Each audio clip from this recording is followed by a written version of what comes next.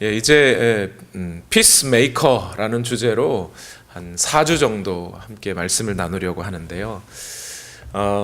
먼저 이 피스메이커 시리즈를 여러분과 말씀을 나누게 되는 이유부터 먼저 잠시 좀 말씀을 드리고 시작해야 되겠습니다. 지난 5월, 그러니까 2018년 5월 한 달 동안 한국과 미국 또 북한, 그 벌써 이해하시죠? 그 사이에 많은 엄청난 일들이 사실 있었습니다. 그렇죠? 지난 2차 세계대전 이후에 그 나라마다 쌓여 있었던 켜켜이 그냥 묵혀 있었던 그런 갈등, 또 분쟁, 또 불신, 이런 것들이 좀 해소되어질 수 있는 기회가 아닌가 할 정도로 아주 큰 일들이 많이 일어났습니다. 뭐 세상 일이든 또 교회의 일이든 할 것 없이 그런 어떤 사람들 사이의 불신과 갈등이 좀 해소된다고 하면 참 좋은 일인 것 같긴 합니다. 잘 될지 안 될지는 아직도 잘 모르지만 그래도 좋은 방향으로 가고 있는 것이라고 믿습니다.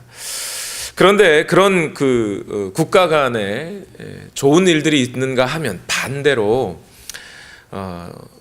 지난 미국 특히 우리 남침례 교단의 교회들 가운데는 좀 안타까운 일들이 좀 있었습니다. 여러분들이 그 뉴스를 들으셨는지 모르겠습니다. 사우스 웨스턴, 우리 근처에 있는 신학교죠. 사우스 웨스턴의 총장이고 또 침례교단의 유명한 신학자이기도 한 페이지 패터슨이라고 하는 분이 사임을 했습니다. 사임이라기보다는 해고당한 거죠. 왜 그랬냐면 2000년도에, 그러니까 지금부터 약 18년 전의 일이에요. 2000년도에 이 페이지 패터슨이 한 언론사와 인터뷰를 했는데 그 인터뷰 내용 중에 패터슨에게 어떤 질문이 있었냐면, 남편에게 신체적으로 학대받고 있는, 피지컬리 학대받고 있는 여성이 있다면 당신은 그 여성에게 뭐라고 조언을 할 것이냐라고 질문을 했어요. 그랬더니 패터슨이 이렇게 대답했어요. 그 여인은 남편에게 순응하고 기도해야 됩니다. 이렇게 말한 거예요. 이혼하지 마라 라고 했다는 것에 대해서는 이해는 합니다만, 한편으로 남편이 신체적으로 두들겨 팬다는 거죠. 학대한다는 얘기가. 그러고 있는데 남편에게 순응하고 기도만 해야 된다. 그러면 이건 좀 뭔가 좀 아니지 않나? 이런 생각이 좀 듭니다. 그렇죠? 결국 이 발언이 지난 4월 28일 날 이렇게 공개가 됐었고요. 그래서 남침례 교단의 많은 목회자들과 여성분들이 공분을 일으켰습니다. 그런 사람이 교단의 리더가 되어서는 안 된다라는 뜻이죠. 그래서 패터슨은 금세 자신의 그런 인터뷰에 대해서 해명을 했습니다. 이것은 이혼하지 말라는 뜻이었고 나는 어떤 형태로든지 학대를 용납할 수는 없다고 말은 했어요. 그런데 그 해명을 하는 그 순간에 또조차 역시 또 하나의 패터슨의 발언이 공개가 됐는데, 그게 뭐냐면 2014년도에 라스베가스에서 한 컨퍼런스에서 이런 이야기를 패터슨이 했다는 겁니다. 한 그 길을 가고 있는 한 모녀에게, 어머니와 딸에게 일군의 한 남학생들이 그 딸아이를 보고, 16살 정도였대요. 그 딸아이를 보고 Oh man, is she built? 했다는 거예요. 그러니까 잘 빠졌네, 몸매가 이쁜 걸, 이렇게 얘기를 했다는 거죠. 성적인 대상으로.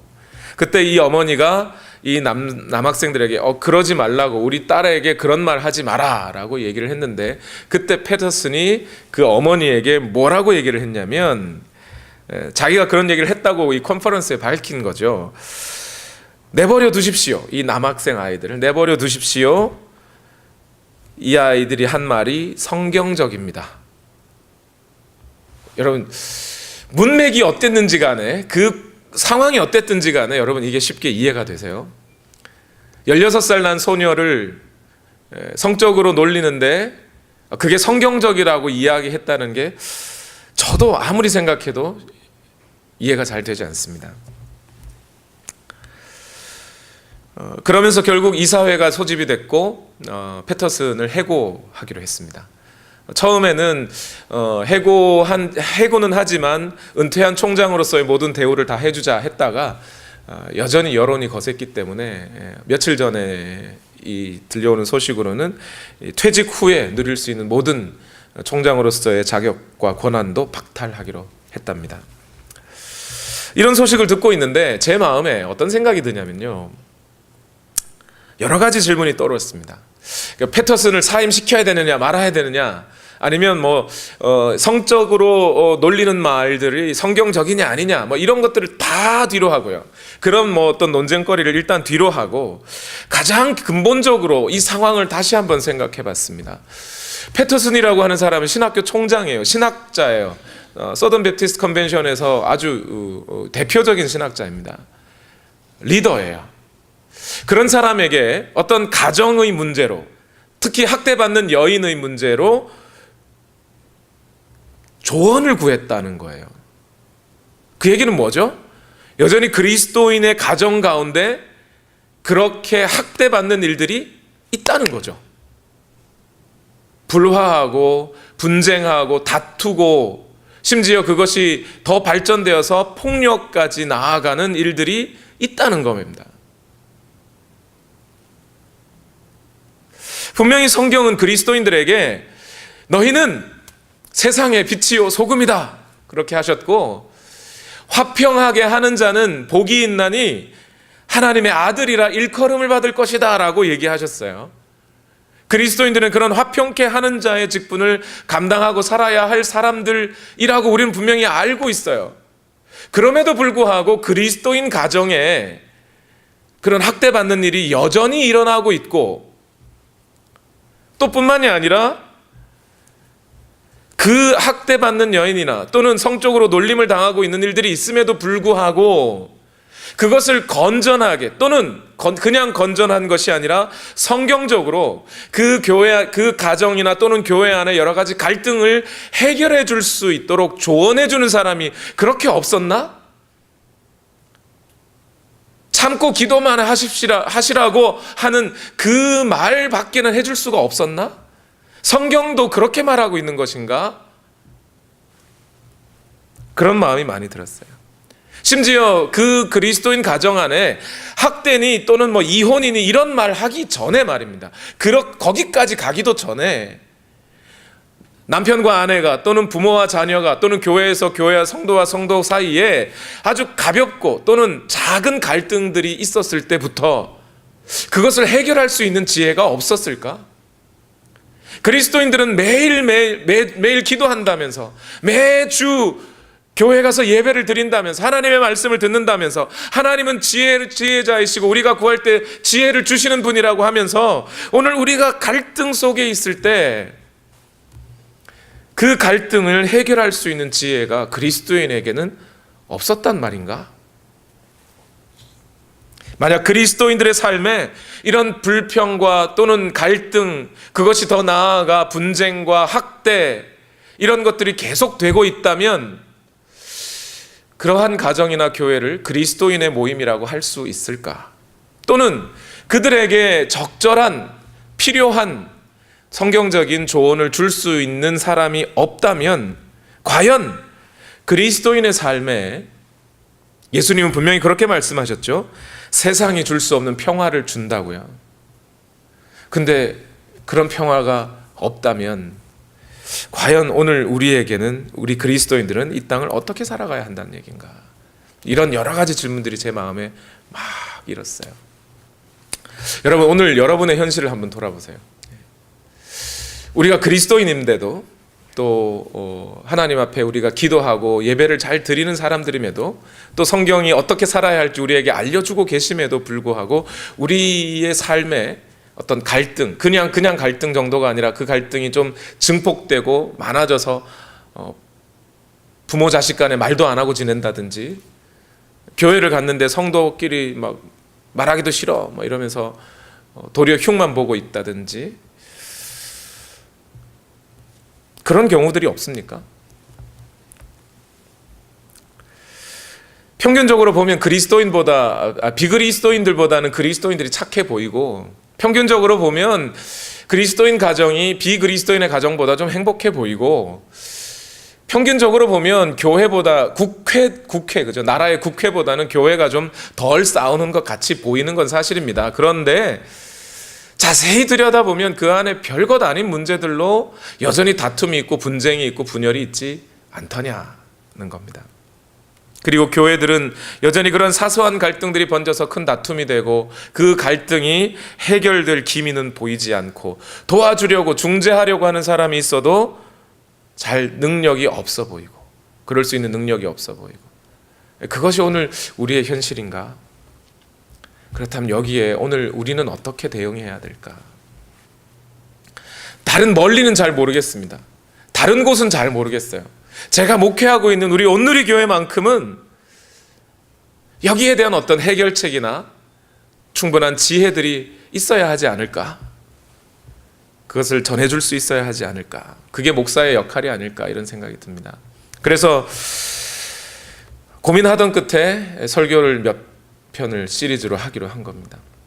그 중에 제가 가장 참고가 되고 중요하게 어떤 설교의 전체의 얼개를 짜게 되었던 책이 하나 있는데요. 제가 교육학 박사과정에서 읽었던 책 한 권입니다. 피스메이커라는 책인데요. 미국의 피스메이커 미니스트리의 총재인 켄 산데라고 하는 분이 지은 책입니다. 초판이 1991년도에 나왔어요. 그러니까 벌써 26년, 27년 된 책이죠. 그런데 이분은 원래 변호사였습니다. 심리학자가 아니에요. 무슨 교육학자가 아니고 변호사였어요.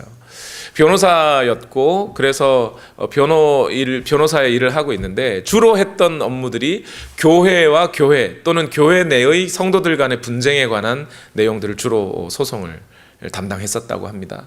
그러면서 이분 역시 좀 전에 제가 말씀드렸던 똑같은 문제의식을 갖기 시작했던 거예요.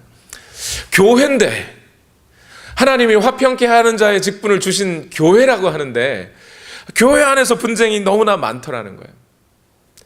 소송까지 오기 전에 이미 해결됐을 법한 문제들까지도 너무 많이 오더라는 거죠.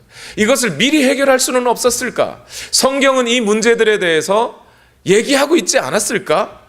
라는 생각을 가지고 성경을 다시 보고, 또 자기가 맡은 소송 업무들을 보면서 많은 상담들을 거치고, 그래서 여러 가지 케이스를 통해서 과연 성경적으로 갈등이 있은 어떤 그리스도인 간의 갈등 또는 가정 안에서의 갈등을 어떻게 성경은 해결하라고 하고 있는가에 대해서 연구하고 상담한 끝에 지은 책이 피스메이커라는 책이에요. 이제 아예 변호사 일은 뒤로 하고 이 사역을 계속하고 있으신 분이죠. 이 켄 산데라는 분은 이 책의 인트로덕션에서 뭐라고 얘기하냐면 이런 얘기를 합니다. 잘 들어보십시오. 주님은 교회에게 그리스도인들이 피스메이커로 살아갈 수 있도록 강력한 지원 시스템을 주셨다.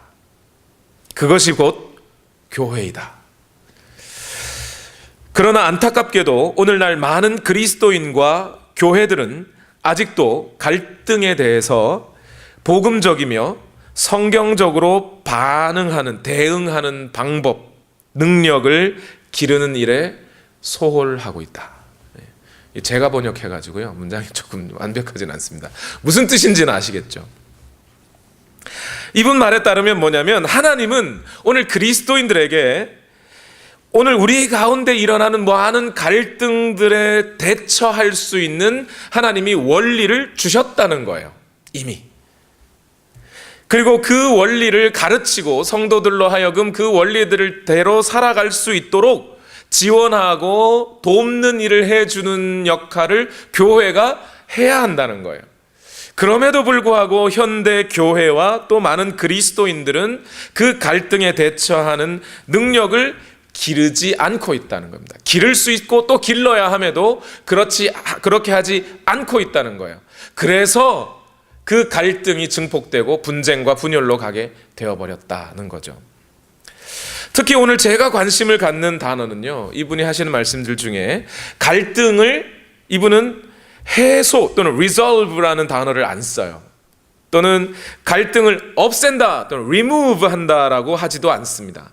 뭐라고 얘기하냐면 respond 한다고 그래요. 갈등에 대응한다, 대처한다라고 말을 하죠. 예를 들면 이런 겁니다. 여러분 잘 들어보십시오. 한 목사님의 제가 설교를 들었는데 이 목사님이 이런 이야기를 해요. 화평케 하는 자로서 그리스도인에 대하여 설교를 하면서 이런 얘기합니다. 대한민국의 갈등 지수라는 게 있나 봐요. 갈등 지수가 OECD 국가들 중에 터키 다음으로 최고인데 2013년 현재 대한민국이 사회적 갈등 때문에 소비되는 돈이 약 246조 원이라고 합니다. 만일 한국이 갈등 지수를 OECD 국가 평균으로 낮추기만 해도 1인당 국민소득을 7%에서 13% 정도 늘릴 수 있다고 합니다. 그런데 우리는 왜 여전히 이 갈등을 벗어나지 못할까요? 갈등이 있는 원인은 우리의 욕심 때문입니다. 여러분, 욕심을 버리셔야 합니다. 그럼 이렇게 되면 무슨 얘기죠? 사람이 욕심을 버리면 갈등이 없어지고 갈등에서 벗어나면 돈을 벌고, 이 순서죠. 뭔가 설득이 됩니다. 그죠? 눈에 딱 들어오고 자료도 좋고 아주 조사도 잘 하셨고 그래서 손에 딱 잡히게 설명해 주셔서 너무 고맙습니다. 그런데 여기서 저는 한 가지 질문을 해봐야 된다고 생각해요. 뭐냐면 이런 거죠. 사람이 갈등에서 벗어날 수 있을까요? 사람 사는 세상에서 관계에 있어서 많은 어려움이 있죠. 근데 그 관계에서 오는 갈등을 벗어날 수 있을까요? 갈등이 없는 곳이 있을까요? 있긴 있어요. 어디요? 저천국 가면 거기는 다툼도 없고 분쟁도 없고 시기도 없고 질투도 없고 그죠? 갈등도 없을 거예요. 거기 가면 다 좋아요. 그러나 오늘 이 땅에서 우리가 발붙이고 살고 있는 한, 인간의 삶에 살고 있는 한 갈등이라는 것을 완전히 없이 할 수는 없지 않은가. 이런 이야기가 있습니다. 한 아이가 아빠와 함께 할아버지 무덤에 갔어요. 아이가 아빠한테 묻는 거예요. 아빠, 여기가 천국이야? 아빠가 무슨 소리야? 여기가 천국이냐니? 아니, 아빠가 그랬잖아. 할아버지는 천국 가셨다고. 그러고 오늘 아침에 할아버지한테 가자 그러면서 날 여기 데리고 왔잖아. 그러니까 여기가 천국이냐고. 아마 무덤 앞에 가면 갈등은 없을 거예요. 분쟁도 없고 시기도 없고 다툼도 없고. 무슨 얘기죠? 인간이 갈등이 없는 곳, 거기는 아마 천국이거나 아니면 무덤이거나 둘 중에 하나죠. 인간의 삶에는 갈등이 완전히 없어지지 않습니다. 성경도 역시 갈등에 대해서, 사람이 살아가는 데 있어서 갈등, 그러니까 사람과 사람 사이의 의견의 차이, 또는 내가 원하는 것과 현실에서 오는 차이, 이런 것들이죠. 이런 갈등이 없을 수 없다, 이런 이야기를 해요. 성경은요. 무슨 얘기냐면 요즘 초대교회로 돌아가자 그러는데, 여러분 초대교회는 갈등이 없었을까요? 사도행전 2장에 초대교회가 성립되죠. 그리고 그때부터 교회가 이렇게 활동하는 모습을 쭉 설명해 준 게 사도행전입니다. 근데 사도행전 6장에 딱 가면 초대교회에 얼마 되지도 않은, 아마 시간적으로 따지면 1년 또는 2년도 채 되지 않은 그때에 초대교회에 심각한 집단적 갈등이 생깁니다. 유대파 과부와 헬라파 과부 사이의 갈등이죠. 말은 참 좋게 썼습니다만 결국 그거예요. 헬라파 과부들이 요즘 사도들 다 이상한데 우리한테 신방을 왜 안 오시지? 이런 거예요. 우리를 왜 몰라주시지? 우리한테는 먹을 것도 안 갖다 주고 쟤들 유대파 과부한테는 먹을 것 갖다 주더니 우리한테는 안 주시네. 우리를 무시하는겨? 이렇게 그랬더니 이제 헬라파 남성들이 같이 그러는 거죠. 내 생각에도 좀 이상한 것 같아. 이러면서 분열이 생긴 거예요. 갈등이 생긴 거예요, 거기에. 근데 여러분, 이 갈등이 생겼다는 말을 잘 생각해 보면 이거 참 신기한 거예요. 왜 그러냐면 그 예루살렘 교회가 그 안에 있는 구성원들을 잘 한번 생각해 보세요. 거기 있는 사람들이요, 예수님을 본 사람이 있어요, 없어요? 많아요, 생각보다. 예수님을 본 사람들이.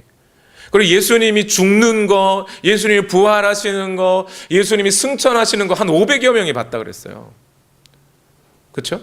그리고 성령께서 오셔가지고 그 마가의 다락방에 뜨겁게 성령이 역사해 주신 것을 120명이 체험을 했어요. 그리고 그 교회 목회자, 담임 목사님이 누구예요? 예수님 동생 야고보. 부목사님들이 누구예요? 베드로, 요한, 뭐 이런 분들, 예수님의 제자들이, 그 수제자들이 탁 모여가지고 팀 사역을 하는 곳이 예루살렘 교회 아니었나요? 그런 교회에 갈등이 있었어요? 없었어요? 있었다고요. 있었다고요. 저도 위안을 받습니다. 우리 교회도 갈등이 있는 건 어쩌면 당연하다. 당연하다. 그런 교회도 갈등이 있었는데, 여러분, 예수님께는 갈등이 있었을까요? 컨플릭트이라고 하는 것 있었을까요? 예수님은요, 제일 먼저 바리새인들하고 갈등이 있었죠. 심지어 예수님 제자들하고도 갈등이 있었어요. 너희는 아직도 이걸 모르냐? 막 이러면서, 그죠? 갈등이 있었죠. 예수님은 가족들과도 갈등이 있었습니다. 가족들의 요구와 자신의 사명을 감당해야 되는 것과의 차이에서 갈등이 있었죠. 그것뿐만 아니라 예수님도 내적인 갈등이 있었어요. 예수님이 시험 당하는 장면, 물론 사단이 막 이렇게 뿔같이 달려가지고 나타나가지고 너는 돌을 떡으로 만들어봐 이런 게 있을 수 있는데, 그 장면을 좀 자세히 생각해 보면 그것이 예수님 안에 내적인 갈등으로 자리 잡지 않았을까. 그것이 아니라 하더라도 우리는 대표적으로 예수님이 십자가 지기 직전에 겟세마네 동산에서 주여 이 쓴 잔을 내게서 거두어 주옵소서 하는 일종의 갈등이 있었던 거죠. 하나님의 사역, 하나님께서 아버지께서 원하시는 사역과 오늘 내가 원하는 어떤 일들에 대한 어떤 차이 있었던 거예요. 갈등이 있었어요. 갈등이 없었으면 예수님은 사람이 아니셨겠죠. 사람이 사는 세상에는 모두 다 갈등이 있었다는 겁니다. 그러면 우리는 이렇게 결론 내릴 수 있어야 되죠. 갈등이 아예 없기를 바란다. 이거 말이 안 된다는 거예요. 또는 이미 있는 갈등을 덮어놓으려고만 해도 안 되는 거죠. 갈등이 있다는 것을 인정하고 직면해야 될 필요가 있는 겁니다. 인간의 삶에 갈등은 어느 곳에나 있고 언제나 있고, 그러니 갈등은 누구에게도 내 안에도 있고, 어떤 분들은 이걸 부인하고 싶으신 분들이 있어요. 내 가정에도, 목사님 우리 가정은 얼마나 화목한지 몰라요 이래요. 잘 생각해 보면 우리 집 얼마나 평화롭고 좋은지 뭐 이렇게 말씀하시는 분들은 분명히 그 사람이 갈등 메이커일 가능성이 있어요. 자기는 갈등이 없어요. 내 마음대로 다 했으니까 다른 가족들이 갈등이 있는 거예요. 그럴 가능성이 높아요. 내 가정에도 갈등이 있을 수 있고, 심지어는 우리 교회에도 아무리 훌륭한 김정호 목사가 목회를 하더라도, 그죠? 그래도 우리 교회 안에 갈등은 있을 수 있다. 또 한 가지는 그 갈등이 있다는 것이 죄예요, 아니에요? 여기까지 생각하셔야 되죠. 예수님에게도 갈등이 있었어요, 없었어요? 있었다고요. 그럼 갈등이 있다는 게 죄예요, 아니에요? 아니라고요. 갈등이 있다는 것 자체가 죄인 것은 아니에요. 문제는 여기서부터인 거예요. 사람들이 갈등이 있는 것을 두려워하거나 회피하는 것이 문제인 거예요. 갈등이 있다는 것은 언제든지 인정해 봐야 한다는 겁니다. 그 다음에 그 갈등은 있는 것의 자체가 죄는 아닌데, 그 갈등을 어떻게 해결하느냐가 우리를 죄에 빠뜨릴 수 있다는 거예요. 그래서 사람들이 그 갈등을 잘못 대하다 보니 크게는 두 가지 잘못된 반응들을 갖게 되고, 그것이 죄가 됩니다. 먼저는 어떤 분들은 갈등을 회피하려고 그래요. 갈등을 무시하거나 없는 걸로 덮어두려거나 갈등을 보지 않으려고 합니다. 괜히 갈등이 있어서 사람들 사이에 의견의 차이가 있거나 내 속에 어떤 내가 원하는 것과 잘 안 되는 것에 어떤 갈등이 생기면 그것을 덮어두려고 해야죠. 예를 들면 이런 거죠. 아이들이 형하고 동생이 싸웠어요. 형은 빵 5개 중에 4개를 가지러 가려고, 동생은 빵을 한 3개 정도는 자기가 2개 정도라도 가지려고 하니까 뭐가 생겨요? 갈등이 생겨요. 그럼 여기서 그러다가 티격태격 싸웠어요. 엄마 아빠 뭐라 그러죠? 싸우지 마 한 다음에 너 이리 와. 둘이 악수해. 악수만으로 안 되죠. 허그해. 미안하다고 그래. 미안해. 다시는 안 싸우겠다고 약속해. 약속. 속으로는 어때요? 불불 끓는데 이러면서 안 싸울게요. 이런 갈등이 사라져요? 안 사라져요? 안 사라져요. 갈등은 여전히 있어요. 있는데 그냥 없는 것으로 덮어두려고 하는 거예요. 교회에서도 어떻게 하죠? 성도가 성도 간에 갈등이 있어요. 교회 어떤 교류의 문제가 분쟁이 있어요. 그럼 어떻게 해요? 에휴, 그냥 은혜 많이 받은 사람이 참어. 하나님은 그렇게 원하실까요? 그런 갈등들을 회피하는 반응들을 계속하다 보면 나중에는 어떻게 될까요? 그 갈등으로부터 도망쳐요. 아이들이 부모님과 갈등이 있는데 도망치고 싶어요. 그래서 어떻게 해요? 집을 나가요. 그죠? 친구와 친구 사이에 갈등이 있는데 갈등을 피하고 싶어요. 우리 절교, 우리 안 만나자. 그만 만나자. 직장을 그만둬요. 부부간에는 이혼 서류를 준비하죠. 교회 다니시는 분들끼리 갈등이 그렇게 생기면 나 이제 이 교회는 안 다닐 거야 이러면서 멀어지려고 합니다. 그러면 갈등이 없어지나요? 여전히 있다니까요. 다른 데 가면 다른 데 가도 갈등이 또 있다니까요. 심지어 그런 회피 반응이 극단적으로 이루어지면 어떻게 되죠? 아, 이 세상은 다 갈등뿐이구나, 분쟁뿐이구나, 이 세상을 내가 살아서 무엇하리, 자살해버려요. 그게 갈등에 대한 회피 반응들이에요. 교회에서 사실 이런 것들이 많이 일어나요. 반대로 갈등을 잘못 다루고 갈등이 생기면 그 갈등을 일으키고 있는 상대방을 무조건 공격하는 걸로 해결하려고 하는 분들도 있어요. 교회에서 나와 어떤 분과 견해가 달라요. 갈등이죠. 그럼 그것을 갈등을 잘 해결하면 되는데 어떻게 해야죠? 돌아서서 그 사람을 욕해요. 공격이죠. 말로 공격하는 거예요. 또는 그 욕으로 말로 공격하다가 안 되면 어떡하죠? 말로 했는데 말로 못 이겨요. 그럼 뭘 써요? 사람이 주먹을 써요. 남편들이 잘 그래요. 그죠? 여기 다 여자분들만 거의 앉으셔가지고 남편들이 잘 그럽니다. 남편들이 말로 해서 여자를 못 이기잖아요. 그러니까 주먹을 쓰시고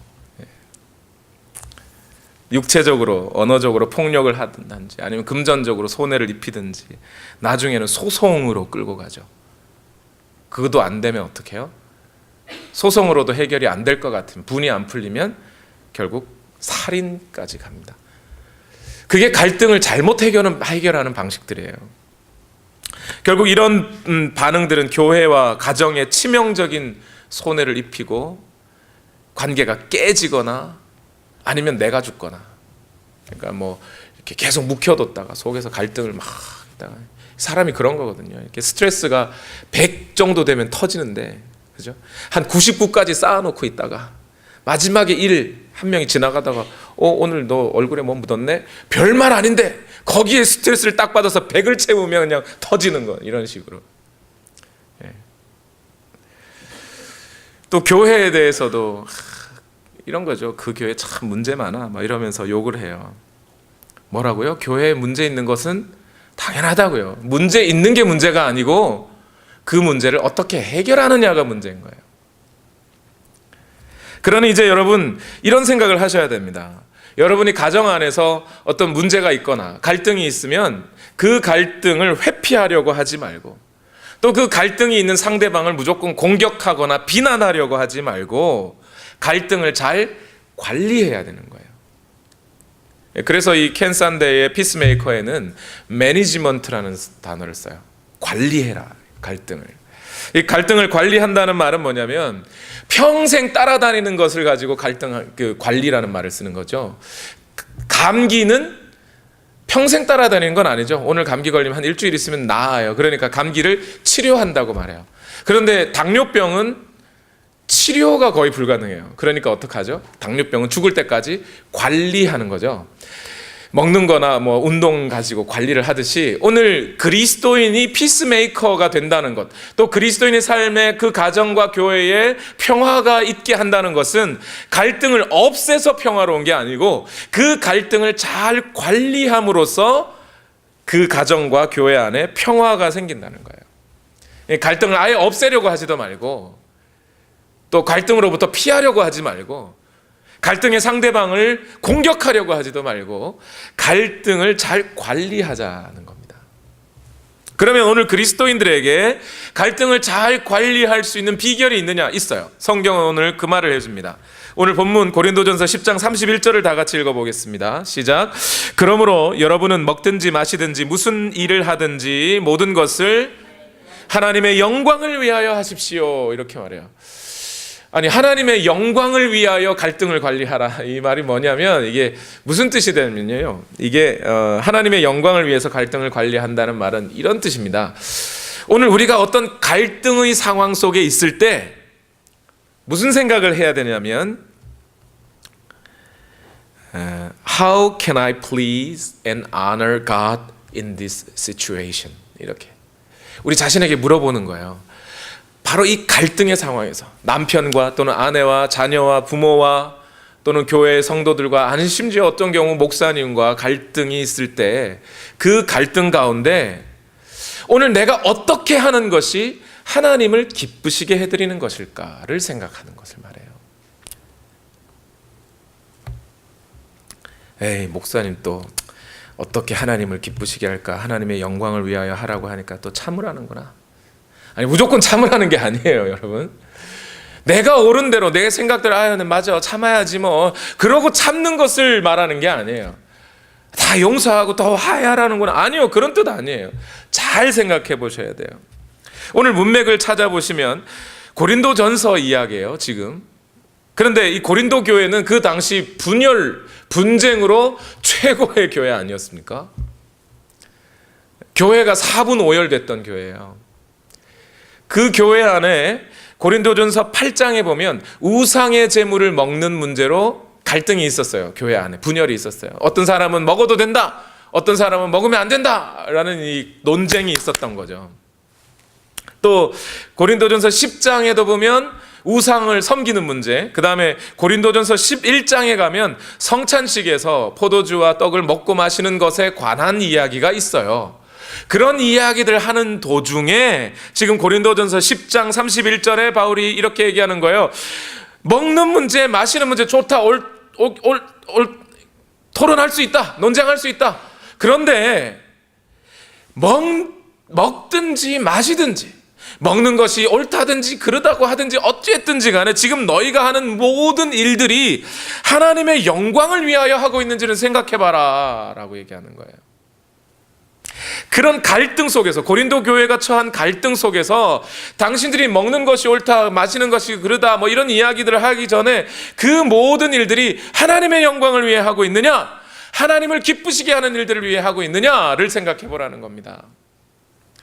그래서 지금 이 말의 뜻은 뭐냐면, 하나님의 영광을 위해 해라 라는 말의 뜻은 뭐냐면요, 그냥 내가 내 생각대로 내 판단대로 그냥 참지 뭐, 아니면 공격하지 뭐, 이게 아니라 하나님이 우리에게 주신 갈등 해결 방법이 있으니 그 방법에 대해 하나님을 먼저 알고, 하나님이 이 갈등을 왜 주셨나 이해하고, 그런 거 있잖아요. 내가 저 왼수 같은 남편을 몇십 년 동안, 아직은 우리 성지 전사님은 남편이 왜 왼수 같은지 잘 모르세요. 나중에 가면 알게 됐죠. 벌써 원수 같으면 안 됩니다. 저 원수 같은 남편을 왜 내게 주셔서 이 갈등을 이렇게 그냥 내가 죽고 살아야지, 내가 죽을 때나 돼야지 이런 생각을 하지 말고, 무슨 얘기냐면 그 갈등을 오늘 우리에게 주신 하나님의 뜻이 있을 거라 이 말이죠. 그러면 그 하나님이 갈등을 주신 뜻을 이해하여 하나님을 알아야 되는 거예요, 먼저. 그리고 하나님이 우리에게 갈등 주신 목적을 알고 그 목적에 따라 순종할 때 하나님이 우리에게 갈등을 허락하신 그 목적이 이루어지는 것이죠. 그것이 하나님을 영화롭게 하는 거예요. 그러면 하나님의 우리에게 삶의 이제 마지막 질문입니다. 그러면 우리 삶에 갈등을 왜 주셨을까? 우리가 그냥 예수 믿고 다 좋아서 할렐루야 천국 가면 바로 가면 될 텐데 왜 이 땅에서 30년 40년 더 살게 하셔가지고 이 갈등을 여전히 누리게 하시는 걸까? 왜 교회 다니게 하는 걸? 교회에서 갈등이 있는 거냐? 이걸 생각해야 되겠죠. 오늘 본문은 크게 두 가지 대답을 해줍니다. 우리 삶에 갈등이 존재하는 이유. 고린도전서 10장 32절에서 33절을 읽어보겠습니다. 다 같이 시작. 여러분은 유대 사람에게도 그리스 사람에게도 하나님의 교회에도 걸림돌이 되지 마십시오. 나도 모든 일을 모든 사람의 마음에 들게 하려고 애씁니다. 그것은 내가 내 이로움을 구하지 않고 많은 사람의 이로움을 추구하여 그들이 구원을 받게 하려는 것입니다. 이게 무슨 뜻이죠? 오늘 바울도 갈등 속에서 사역하고 있어요. 바울의 사역을 다 찬성하는 거 아니에요. 심지어 어떤 교회, 고린도 교회는 자기가 개척한 교회인데도 거기 가서 성도들을 위로하러 갔다가 따귀를 맞고 나오기도 했어요. 눈물의 편지를 보내기도 했어요. 갈등이 있어요. 그 갈등 중에서 지금 바울은 사역하고 있는데, 그 갈등 중에 어떻게 사역하고 있냐면 많은 사람들, 모든 사람들의 이로움을 추구하여 크게는 그들이 구원을 받고 또 작게는 그들의 각자가 다 이로움을 받도록 하기 위해 이 갈등 중에 일을 하고 있습니다. 이런 뜻이죠. 다시 말해서 오늘날 우리에게 주어진 어떤 갈등은 상대방을 이롭게 해주는 도구가 된다는 거예요. 어떤 상대방을 이롭게 해주는 기회가 된다는 거예요. 부모와 자식 간에 어떤 갈등이 있으면 그 갈등을 하나님의 뜻에 따라 잘 해결하면 또는 잘 관리하면 부모는 그 갈등을 통해 자녀가 성숙하도록 도와줄 수 있다는 겁니다. 또 자녀는 그 갈등을 통해 부모가 정신 차리도록 도와줄 수도 있다는 거예요. 아픈 만큼 성숙해지는 법인 거죠. 예. 그래서 우리는 이 갈등을 통해 다른 성도들을 또는 내 가족을 도와줄 수 있다는 겁니다. 여기에 대해서 불만은 없으시죠? 여러분, 갈등이 있는 그 대상이 누구라고요? 내 가족이거나 교회 성도들이라니까요. 내 지체들이라니까요. 여러분, 갈등이 왜 생기는 거예요? 갈등은 여러분 가까운 사람하고 생기나요? 먼 사람하고 생기나요? 여러분, 가까운 사람하고 생겨요. 먼 사람하고도, 관계가 좀 먼 사람하고도 생기긴 하죠. 근데 생기더라도 금방 해결돼요. 야, 저 사람 뭐 안 볼 사람인데 하고 잊어버리면 끝나요. 그런데 맨날 내 속을 뒤집어 엎는 사람인데, 내 속을 긁어 뒤집어 엎기는 하는데 그 사람을 안 보면 좋은데 내일 또 봐야 돼. 이게 문제인 거죠.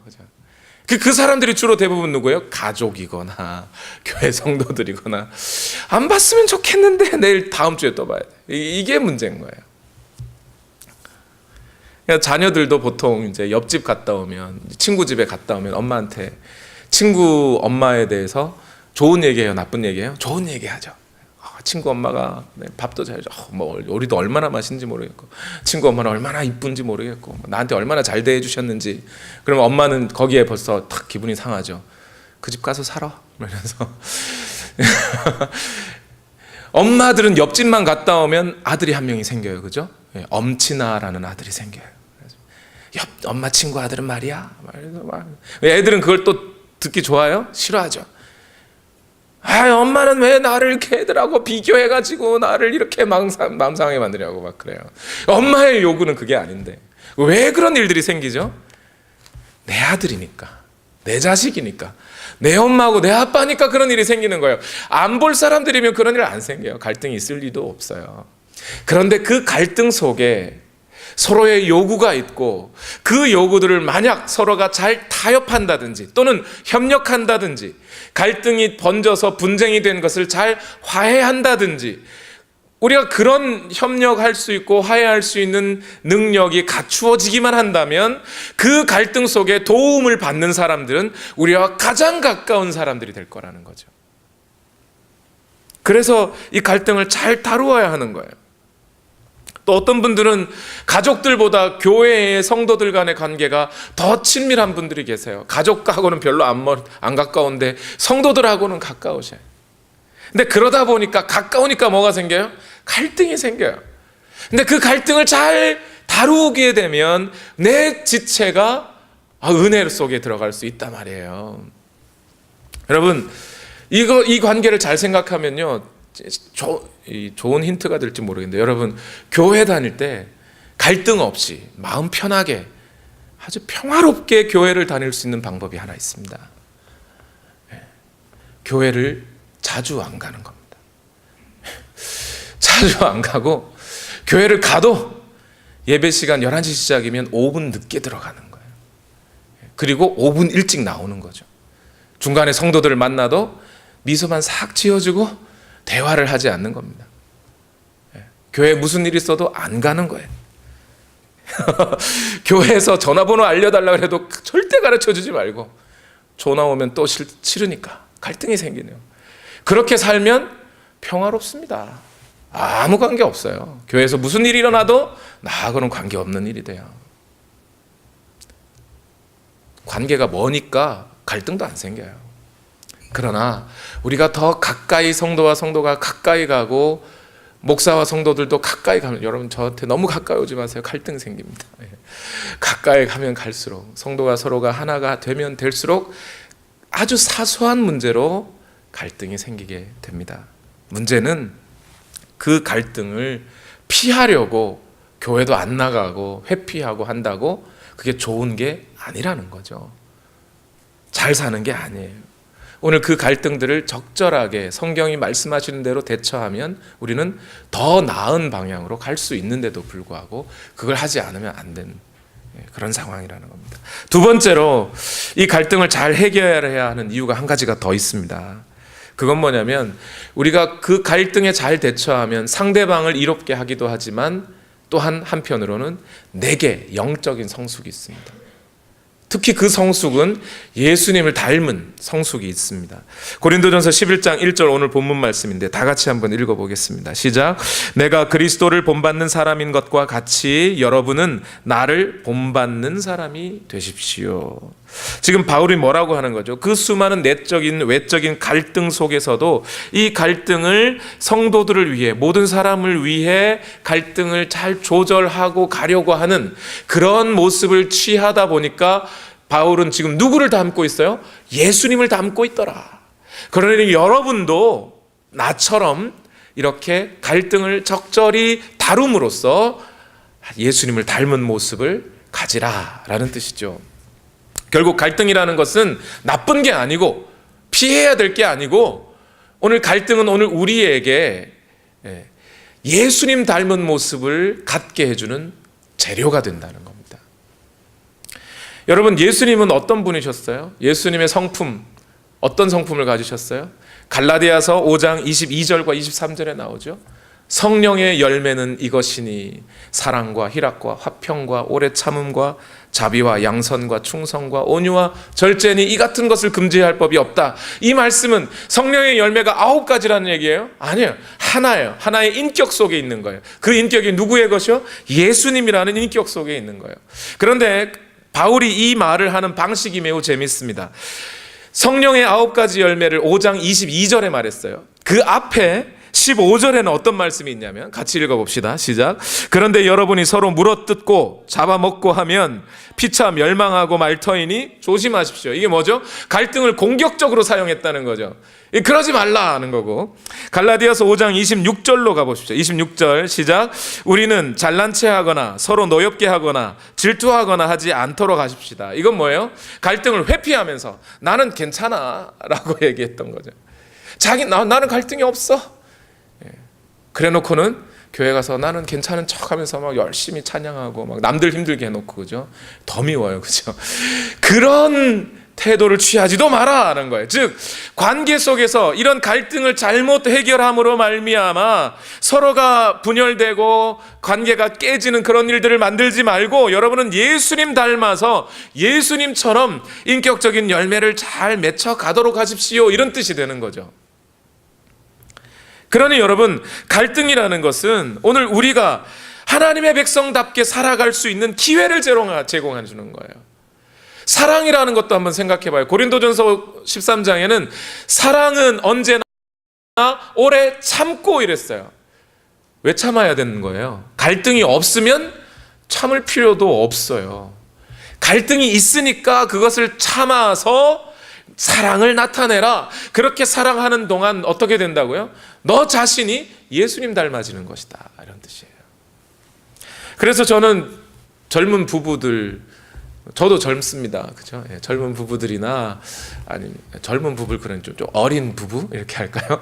아니면 이제 막 부부로 결혼하기 시작하는 이제 그런 청년들, 우리 전웅구 전사님 같이 이제 6월 6일 날 결혼하시는데, 그런 분들께 권면을 이렇게 드립니다. 싸우지 마라고 권면 못 드려요. 100% 싸울 건데요. 문제는 뭐예요? 싸우지 마라가 아니라 잘 싸워야 되는 거예요. 잘 싸워야 돼요. 보통 싸우면 여성분들은 뭐 다 그런 건 아니에요. 사람마다 성향이 좀 다르겠지만 싸우면 여성분들은 말을 안 하시더라고요. 말 안 해. 그게 하루도 가고 이틀도 가고 3일도 가고 어쩌면 일주일도 가고 이래요. 그러면 자기는 이제 속으로 풀려고 하신 거겠죠. 근데 그 사이에 상대방은 어떻게 되는지 아세요? 말을 안 한다고 할 때 상대방은 보통 저 사람이 나와 관계를 끊는구나, 나를 사람 취급하지 않는구나로 받아들여요. 본인은 갈등을 회피했을 뿐인데 상대방은 그걸로 큰 상처를 받는 거예요. 그렇게 되면 어떻게 되죠? 이제 처음에 그러고 어쩌다 부부싸움은 칼로 물베기라고 하니까 괜찮아질 것 같지만 그 상처들이 상대방에 계속 남습니다. 남아서 급기야는 나중에 나이 들어서 우리 이혼해, 나 더 이상은 같이 못 살겠어, 이렇게 되는 거죠. 반대로 부부싸움만 하면 남성들은 아까도 말씀드렸지만 말로 풀려다가 여자한테 말로 지니까 어떻게 해요? 그릇 던지거나 주먹을 앞세우거나 이렇게 했다가, 그죠?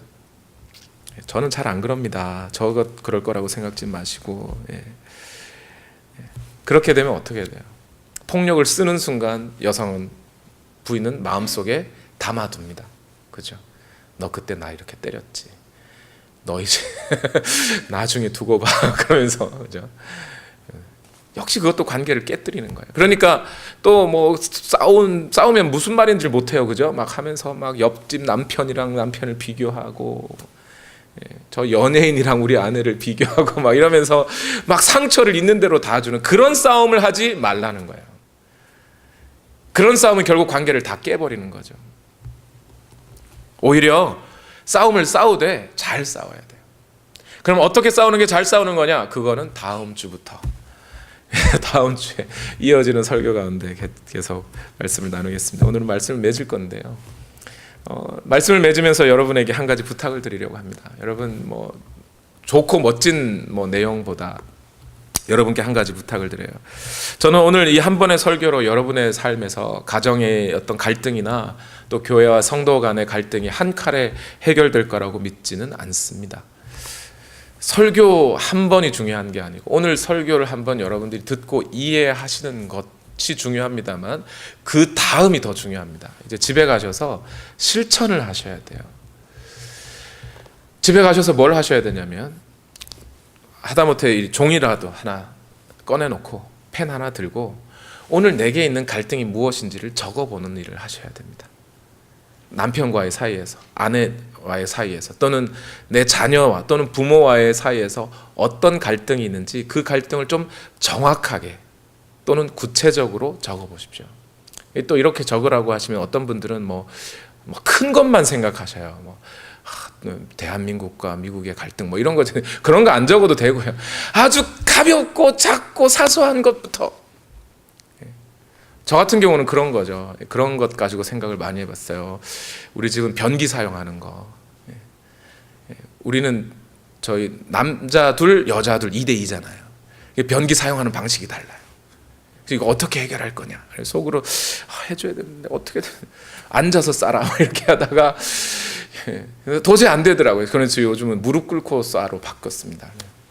그래서 이렇게 여성들이 변기를 사용할 수 있도록 도와주는 일들을 서로 협력해서 해결을 해가야 돼요. 그러니까 그러한 아주 작은 일들서부터 적어 보십시오. 그리고 적고 그 밑에다가 질문을 한 가지 적었어요. 아까 적었던 거 그대로. 하나님, 내가 이 상황에서, 이 갈등 속에서 어떻게 하는 것이 하나님을 기쁘시게 해드리는 것이 될까요? 어떻게 하는 것이 하나님의 말씀에 순종하는 것이 될까요? 여기까지만이라도 적어보시는 것이 갈등을 해결하는 실마리가 될 수 있습니다. 우리 다 같이 기도하시겠습니다. 우리 시간 다 같이 함께 기도하실 때 우리 하나님 앞에 지혜를 구하는 기도를 드렸으면 좋겠습니다. 우리가 여전히 부족하고 연약해서 하나님께서 이미 우리에게 갈등을 해결할 원리들과 길들을 허락하셨음에도 불구하고 우리는 때로 잊어버리고 살아갑니다. 우리가 이 시간 함께 기도하실 때 하나님 내게 지혜를 주십시오. 어떻게 하는 것이 하나님을 기쁘시게 하는 것인지 나로 알게 하여 주옵소서. 주여 역사하여 주시옵소서. 그리하여 오늘 우리 가정에 우리 교회 안에 성도와의 관계 속에서 이 갈등을 잘 다루어냄으로 말미암아 진정한 화평의 길이 오늘 우리 안에 있게 하여 주옵소서. 우리 시간 다 같이 함께 기도하시겠습니다. 살아계신 하나님, 오늘도 우리를 인도하여 주시옵소서. 하나님의 말씀으로 오늘도 우리를 인도하시고 회복시키시기를 원합니다. 주의 말씀이 오늘 우리를 붙들어 주시옵소서. 하나님 함께하여 주시고 주의 역사하심이 오늘 우리 가운데 있기를 원합니다. 주여 함께하여 주시고 주님 인도하여 주셔서 주님께서 우리의 모든 삶을 주관해 주시기를 원합니다. 하나님의 말씀으로 우리를 인도하여 주시고 주의 영이 우리를 붙들어 주심으로 말미암아 하나님의 말씀 앞에 온전히 설 수 있도록 우리를 인도하여 주시옵소서. 우리의 마음속에 하나님의 은혜로 채우시고 오늘 우리에게 지혜를 허락하셔서 하나님 뜻을 따라 순종할 수 있도록 역사해 주옵소서.